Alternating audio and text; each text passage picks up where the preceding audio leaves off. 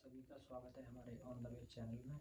हम इस ब्रह्मचर्य बुक को पढ़ रहे हैं और इसका अभी हम तृतीय खंड पढ़ रहे हैं। लास्ट वीडियो में जो हमारा था विद्यार्थी और ब्रह्मचर्य के बारे में था, और इस वीडियो में जो हमारा रहेगा वो रहेगा स्त्री और ब्रह्मचर्य।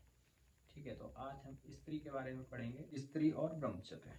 ठीक है, तो स्त्री ही बहुविध। तो आइए हम इसको पढ़ते हैं आज। तो स्त्री वास्तव में ब्रह्मा मतलब सृजन की शक्ति बन गई है। यहाँ ब्रह्मा का अर्थ केवल सृष्टिकर्ता देवता से नहीं है, बल्कि स्त्री की सृजनशीलता, ज्ञान और तप को ब्रह्मा के समकक्ष बताया गया है। वह न केवल संतति की जन्मदात्री है, बल्कि समाज और संस्कृति की संरक्षिका भी है। शास्त्रों में स्त्रियों के लिए भी ब्रह्मचर्य पालन का प्रावधान रहा है। वे भी ब्रह्मचर्य का समान अधिकार रखती हैं। सृष्टि की रक्षा हेतु शादी से पहले उनके लिए भी ब्रह्मचर्य धारण करना अति अनिवार्य है। यहाँ सृष्टि की रक्षा से तात्पर्य उनकी प्रजनन शक्ति से है। एक स्त्री उत्तम संतान तभी पैदा कर सकती है जब वह स्वयं शारीरिक, मानसिक या आध्यात्मिक रूप से स्वस्थ होगी।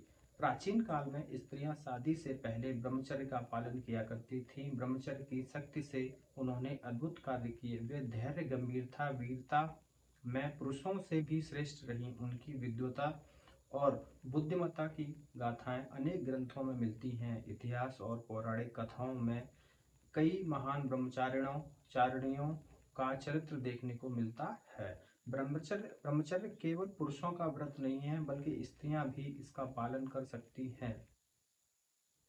सर्वविरति पूरी तरह से ज्ञात, मतलब सर्ववर्ती का मतलब है पूरी तरह से ज्ञात। ब्रह्मचर्य की आराधना हेतु महिलाओं को भी वही नियम अपनाने चाहिए जो पुरुषों के लिए निर्धारित हैं। ब्रह्मचारी पुरुषों के लिए स्त्रियों का संग और प्रशंसा वर्जित है, और उसी प्रकार ब्रह्मचारिणियों के लिए भी पुरुषों का संग वर्जित है।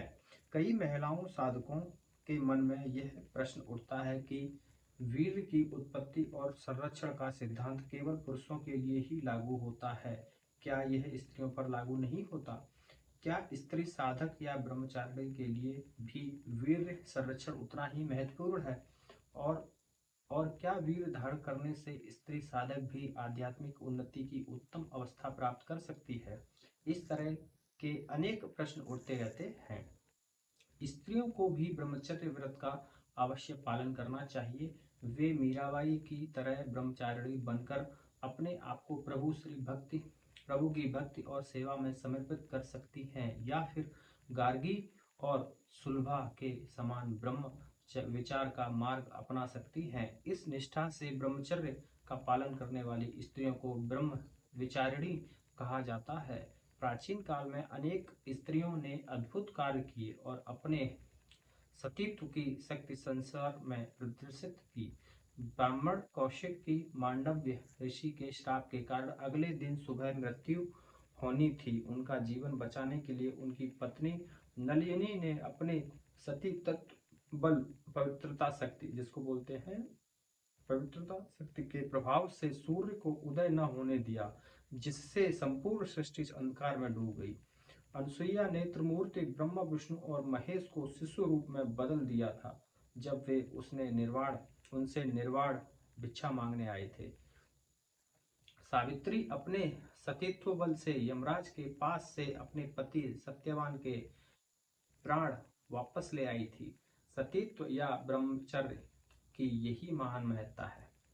अब इसमें एक हेडलाइन दी है, ब्रह्मचर्येण कन्या युवान विदन्ते पतिम। वेद में उपदेश है कि ब्रह्मचर्य व्रत का पालन करने वाली कन्या जवान और श्रेष्ठ पति को प्राप्त करती है। पुरुषों की भांति स्त्रियों के लिए भी ब्रह्मचर्य का पालन आवश्यक और अनिवार्य है। जब तक स्त्री और पुरुष दोनों का रज और वीर्य शुद्ध और दोष रहित नहीं होगा, तब तक श्रेष्ठ, बलवान, दीर्घायु और श्रेष्ठ संतान उत्पन्न नहीं हो सकती।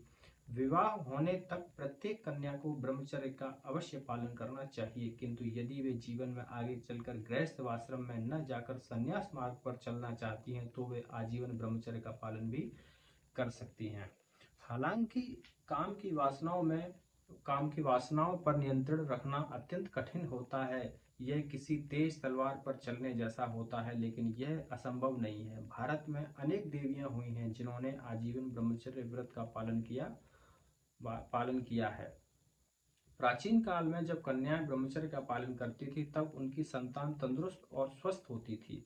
गृहस्थ जीवन एक रथ के समान है जिसमें स्त्री और पुरुष उसके दो बराबर पहिए हैं। जैसे एक पहिए वाली गाड़ी नहीं चल सकती और एक पंख वाला पक्षी उड़ नहीं सकता, उसी प्रकार अकेले पुरुष या स्त्री से गृहस्थ जीवन सफल नहीं हो सकता। इसलिए गृहस्थ धर्म का सही पालन और श्रेष्ठ संतान की प्राप्ति के लिए स्त्री को भी ब्रह्मचर्य व्रत का पालन करना अति आवश्यक हो जाता है।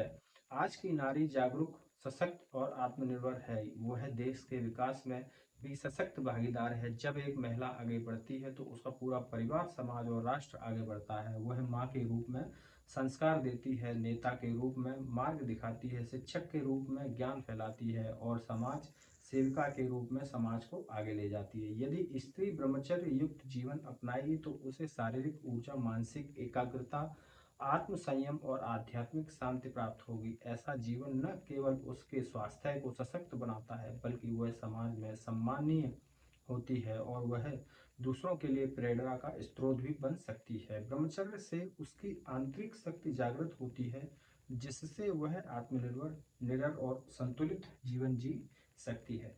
प्रकृति प्रकृति ने स्त्री को संसार में पवित्रता, स्नेह, संवेदना, समता, ममता, करुणा, सहकार और सदाशयता जैसे दिव्य गुणों से युक्त होने के लिए बनाया है, न कि व्यभिचार करने के लिए। संयमित दंपत्ति की संतानें बलशाली, बुद्धिमान, संस्कारी और स्वस्थ होती हैं। ब्रह्मचर्य के पालन से वीर्य की शक्ति बढ़ती है, आयु में वृद्धि होती है, स्मरण शक्ति, प्राण बल और शरीर में ओज बढ़ता है और किसी भी कार्य को करने में विशेष उत्साह एवं उमंग बनी रहती है। और इसमें अगली हेडिंग है स्त्री स्वास्थ्य है।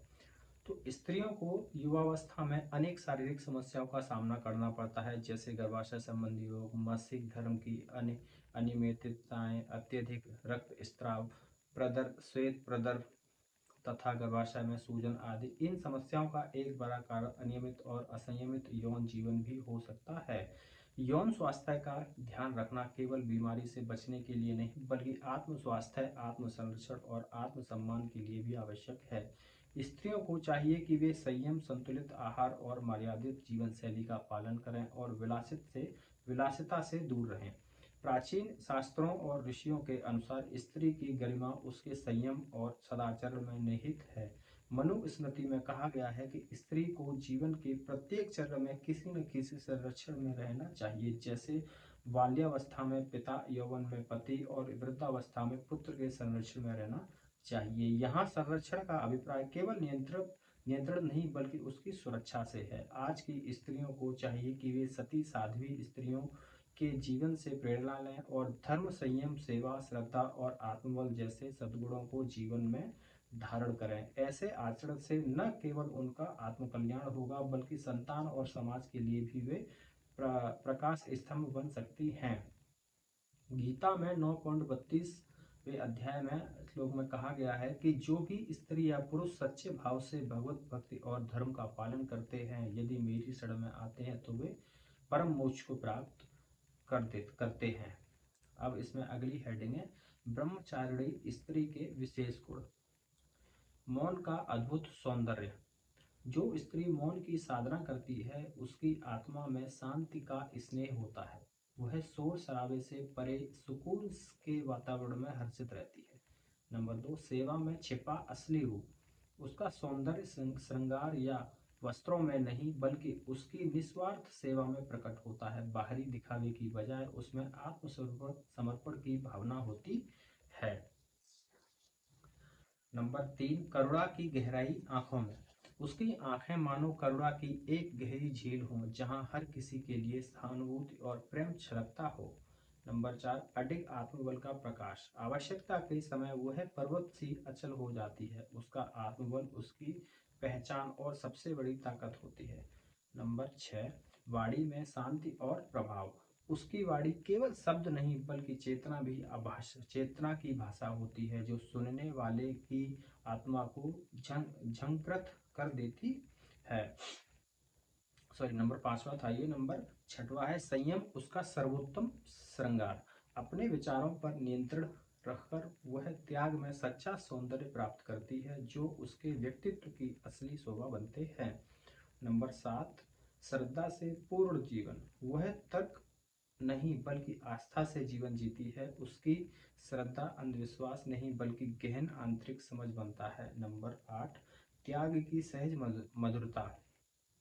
उसके लिए त्याग कोई बोझ नहीं बल्कि प्रेम और सेवा की भाषा है जो उसकी आत्मा की अभिव्यक्ति होता है।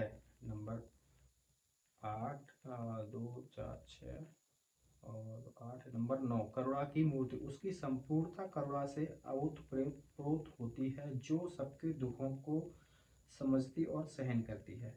नंबर 10, गंभीरता और शांति। उसकी मौन उपस्थिति में एक विशेष गंभीरता और शांति विद्वान होती है जो सभी को आकर्षित करती है। नंबर 11, जहाँ वह जाती है वहाँ की ऊर्जा बदल जाती है। यह रहस्यमय प्रभाव है जिसे देख नहीं सकते पर अनुभव अवश्य किया जा सकता है। उसकी मौजूदगी से वातावरण ही प्रफुल्लित और सकारात्मक हो जाता है। ऐसी तेजस्विनी स्त्री ब्रह्मचर्य की शक्ति से परिपूर्ण होती हैं जो केवल बाहरी नहीं बल्कि अंतरात्मा से सुशोभित और संपूर्ण होती हैं। अब इसमें है अगला हेडलाइन है तेजस्विनी स्त्री। तेजस्विनी स्त्री वह होती है जो केवल अपने रूप या वाणी से नहीं बल्कि अपने आंतरिक संयम और आध्यात्मिक ऊर्जा से चमकती है।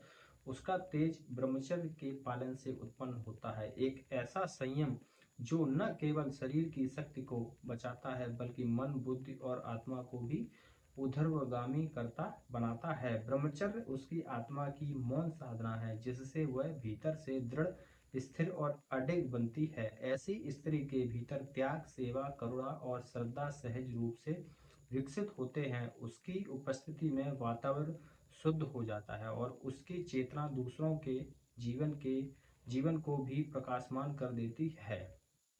वह केवल एक व्यक्ति नहीं बल्कि ऊर्जा की स्रोत होती है जो अपने संयम और आत्मबल से समाज को दिशा देती है। तेजस्विनी ब्रह्मचारिणी स्त्री नारी शक्ति का वह स्वरूप है जो भीतर की लौ को जलाकर समस्त जीवन को प्रकाशित करती है। तो ये जो हमारा अध्याय था स्त्री और ब्रह्मचर्य, ठीक है, तो ये अध्याय हमारा स्पेशल सिर्फ और सिर्फ हमारी समाज में जो स्त्रियां हैं, माताएं, बहनें, बालिकाएं हैं, उनके लिए था।